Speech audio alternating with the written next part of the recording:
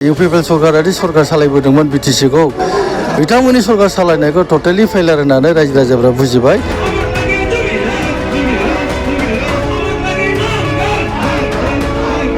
BJP आरो UPPL दोलोनि गेदेर खहा। जावलियाफारा गामियाव बीपीएफ दोलोनि बिसायख'थि फोसावदिं मेलजों लोगोसे जयनिं हाबाफारि।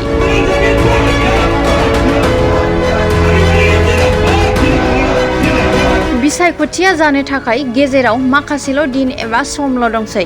बेखौनो नोजोर बोनानै गुबुन गुबुन दोलोफोरा बिसायख'थि फोसावदिं मेल खुंफुंनायजों लोगोसे जयनिं हाबाफारि खुंफुंनाय बायदिनो बीपीएफ दोलोआ क'क्राझार जिल्लानि सिङाव थानाय 9 नं बनरगाव बियाबनि बेन्दोङाव गोग्लैनाय जावलियाफारा गामियाव बीपीएफ दोलोनि बिसायख'थि फोसावदिं मेलजों लोगोसे जयनिं हाबाफारि खुंफुंदों।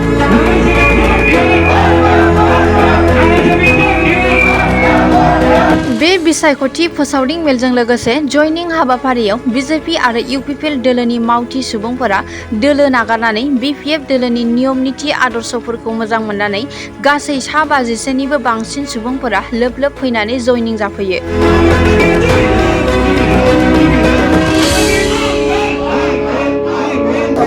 जोबोद मोजां जोंनि बीपीएफ दोलोनि थाखाय जोबोद मोजां दिन बा सम।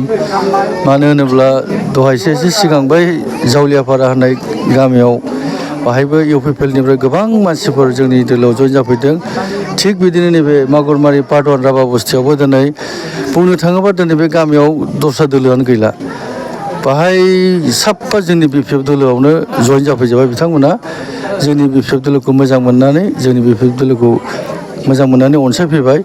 गतिके आं गोसो गोरबोनिफ्राय बिराद गोसोखौ गावखौनो गाव दिनै रंजाखांनाय मोन्दों आरो आं बिथांमोनखौ वेलकाम खालामदों जाहाथे जोंजोंनो ज' थानानै मोजां खामानि मावलांनो बा जोंनि दोलोआव हाबनानै मोजाङै मावलांनो होननानै आं बिथांमोनखौ आसा खालामो आरो बेनो जोंनि बीपीएफ दोलोनि थाखाय मोनसे बिराद मोजां खौरां बा मोजां सम्बाद।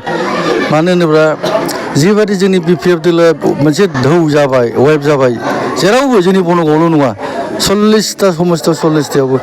मानो होनोबा बेनि एकमात्र खारना जाहैबाय जोंनिनो मानगोनां श्रीजुत हाग्रामा महिलारि सार।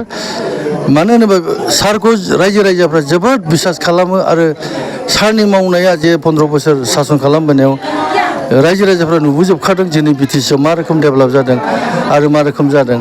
बेखौ नुनानैनो दिनै थांनाय 2020नि इउपिपिएल सरकारादि सरकार सालायबोदोंमोन बिटिसिखौ बिथांमोननि सरकार सालायनायखौ टटेलि फेलार होननानै रायजो राजाफ्रा बुजिबाय। बेनिखायनो फुरानायानो साबसिनमोन। जोंनि सार हाग्रामा सार महिलारिखौ बुंबाय आरो बेनो साबसिनमोन।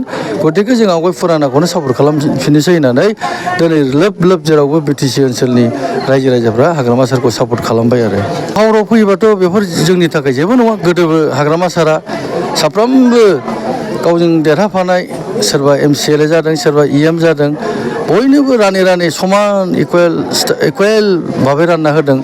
खामानि दामानिफोरखौ रावबो आंखाल जायाखै। बेबादिनो दिनैबो आं देनां देरहासार जानानै थाङोब्ला बिटिसिआव निस्सय रायजो राजानि जेसेबां लुगैदों आं बेखौ सुफुंनो थाखाय नाजागोन आरो।